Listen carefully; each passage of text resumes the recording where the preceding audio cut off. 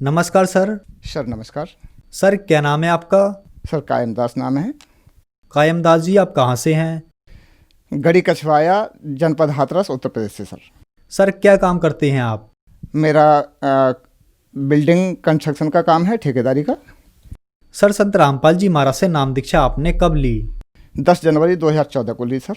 Sir संत रामपाल जी महाराज से नाम दीक्षा लेने से पहले क्या आप कोई भक्ति साधना भी करते थे? जी, मैं संतों की सेवा में लगा रहता था। जो भी हमारे घर पे या कहीं भी मुझे दिखाई दे जाते थे संत जन, तो उनकी पीछे लग जाता था और ज्ञान सुनने की बहुत ज़्यादा उत्सुकता थी। और जहाँ तक है कि मैं सत्संगों में भी जाया करता था, तो हर संत को भगवान का स्वरूप देखता था और उनकी सेवा लग करता था और सत्संग भजन ज़्यादा सुनता था।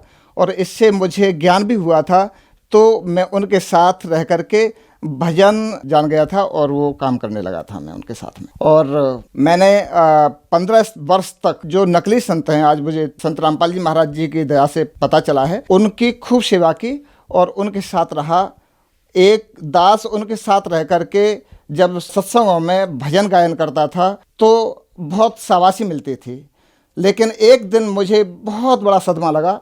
एक संत बोले कि ठीक है, लेकिन आप भजन भी गाते हो, ज्ञान भी है, लेकिन बिना गुरु के कुछ नहीं है आपके पास। तो मुझे एक झटका सा लगा। तो मैंने उन्हीं से प्रश्न किया, तो गुरु किन को बनाऊं मैं? तो कि आप किसी को भी गुरु बना सकते हैं। उनका मतलब ये था कि वो भी थोड़ा जानते थे, तो वो चाह रहे थे कि मुझे ही गुरु बना लें। लेकिन मेरे नज़दीक एक गांव पड़ता है, वहाँ के भी एक संत थे जो राधा स्वामी से थे। तो उनका और उनकी एक जैसी टक्कर लगती थी। तो मैंने सोचा कि क्यों न मैं दुर्गादास जी को ही गुरु बना लूं, जो राधा स्वामी मजहब से थे। तो उनको मैंने गुरु बनाया। गुरु बना करके फिर उनके बताए मार्ग पर चलता रहा, उनसे दिए मंत्रों का जाप करता रहा। लेकिन सर मैं बर्बाद हो गया। उस बर्बादी का कारण बयान नहीं कर सकता। उसके चलते चलते गिरिराज महाराज की परिक्रमा लगाना, वहाँ जा कर के भंडारे करना, किसी जीव को नहीं सताना, इसके साथ साथ भी मेरे घर में भूत प्रेतों का साया बन गया। जो बच्चे घर में प्रवेश भी नहीं कर पाते थे। एक दिन मुझे भी बहुत बड़ा झटका लगा। लॉबी में बैठा हुआ था अपनी कुर्सी पर, जीने के नीचे लोहे के फरमे रखे हुए थे। ऐसा लगा कि एक फरमे को उठा करके दूसरे फरमे में 10 फीट की ऊंचाई से गिराया है। मैं अंदर तक हिल गया। सोचने लगा बच्चे सही कहते थे, जब मेरी ये हालत है तो बच्चों की हालत क्या होगी। किसी के बताने पर मैं उसका उपचार ढूंढने लग गया साहब। वो दुख मेरा वरदान साबित होगा आगे के लिए। जैसे आज मुझे पता चल रहा है संत रामपाल जी महाराज जी के द्वारा। मैं दिल्ली भी गया, गंगा पर बहुत पंडा वगैरह रहते हैं, वहाँ के लिए कहा तो मैं वहाँ भी गया। इसी बीच में हमारे एक साले साहब बोले कि आपने ये मकान बनवाया है, आपने कोई हवन यज्ञ नहीं कराया। मैंने वो हवन भी कराया।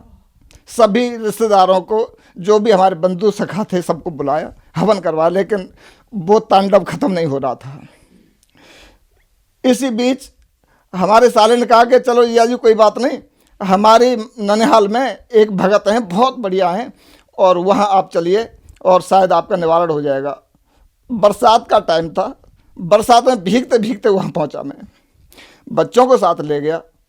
तो वहाँ जाकर के उनसे मुलाकात की। उन्होंने मेरी दशा देखी।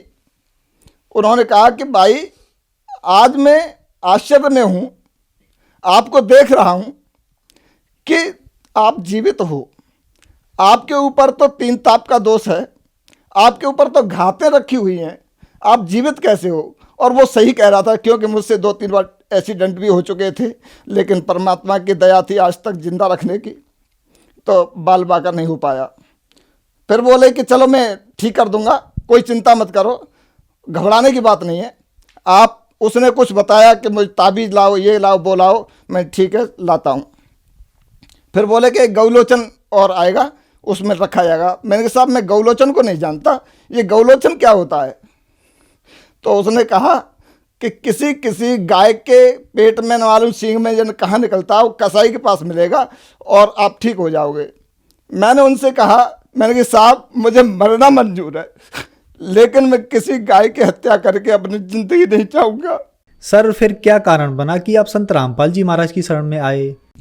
तो हमारे गांव के ही एक करण सिंह नाम के व्यक्ति थे और वो पुस्तक भक्ति सौदागर को संदेश रखी हुई थी, तो वो पुस्तक मैंने ली और इतनी ललक थी कि मैंने रात और रात 2 रातों में वो पुस्तक पढ़ी और वो ज्ञान समझ में आया, तो मुझसे कुछ रुका नहीं गया और फिर मैं संत रामपाल जी महाराज की तरफ ध्यान आकर्षित हुआ कि मुझे इन संत से नाम दीक्षा लेनी चाहिए।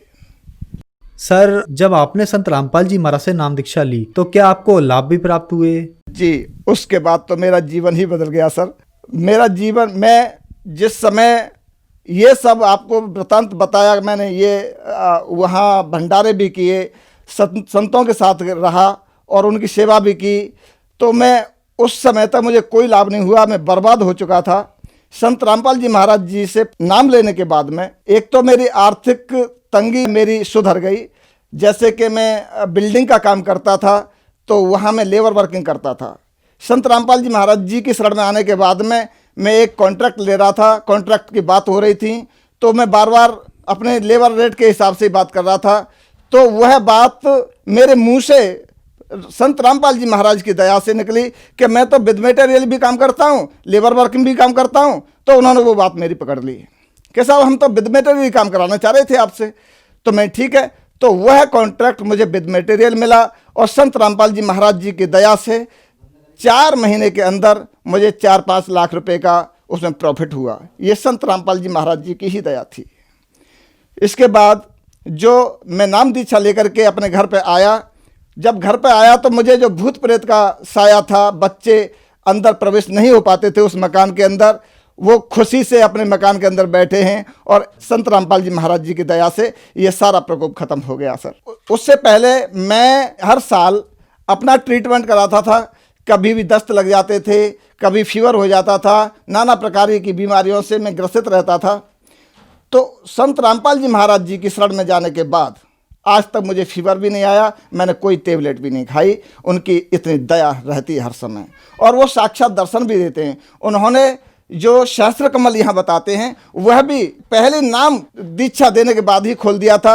उसका नज़ारा आप चाहो तो मैं नज़ारा भी बता सकता हूँ कि उन्होंने कहाँ कहाँ तक की सैर कराई थी और क्या वृतांत था वहाँ का। सर आपकी बातों पर यह प्रश्न उठता है कि आपने बताया कि पहले आपने बहुत तीर्थ भ्रमण किए और भंडारे भी किए, आप 15 साल से राधा स्वामी पंथ से भी जुड़े रहे, लेकिन इन सब भक्ति क्रियाओं से आपको कोई लाभ नहीं हुआ। आपकी आर्थिक स्थिति बहुत ज्यादा खराब हो गई, आप बीमार रहने लगे। फिर जैसे ही आप संत रामपाल जी महाराज की शरण में आए, आपकी सभी समस्याएं ठीक हो गईं। तो सर ये क्या कारण है? संत रामपाल जी महाराज से नाम दीक्षा लेने के बाद लोग इतनी जल्दी कैसे ठीक हो रहे हैं? जी, आप सभी लोग उन्हें संत रामपाल जी महाराज के नाम से जानते हैं, लेकिन वो संत रामपाल जी महाराज ही नहीं बल्कि पूर्ण परमेश्वर कबीर साहिब हैं, जो वेदों के अनुसार, जो शास्त्रों के अनुसार भक्ति करा रहे हैं। हमें ये भी मालूम पड़ा कि ये पूर्ण संत हैं। क्यों पड़ा? कि गीता जी अध्याय 15 के प्रथम श्लोक में लिखा हुआ है कि ऊर्ध्वम मूलम अधः शाकम असतो पराव अभ्यम छंदास्य से पढ़ालियतम वेद से वेद वेद। जो संत जड़ से और तने तक, नीचे तक इस संसार रूपी अविनाशी वृक्ष को जान चुका है, वह तत्वदर्शी संत होता है। इसके विषय में गीता ज्ञानदाता भी नहीं जानता। सर आप 15 साल से राधा स्वामी पंथ से जुड़े रहे और भक्ति साधनाएं भी की, फिर आप संत रामपाल जी महाराज की शरण में आए। सर कहते हैं गुरु नहीं बदलना चाहिए, लेकिन आपने ऐसा ही किया, क्या कारण रहा सर? ये मनगढ़ंत जो संत हैं वो इसलिए कहते थे कि कहीं हमारे यहाँ से ये साधक सच्चाई सुन करके कहीं चले न जाएं। ये बिल्कुल यथार्थ झूठ है। हमारे कबीर परमेश्वर जी ने कहा था, जब तक गुरु मिला नहीं साचा तब तक गुरु करो 10 पाँचा।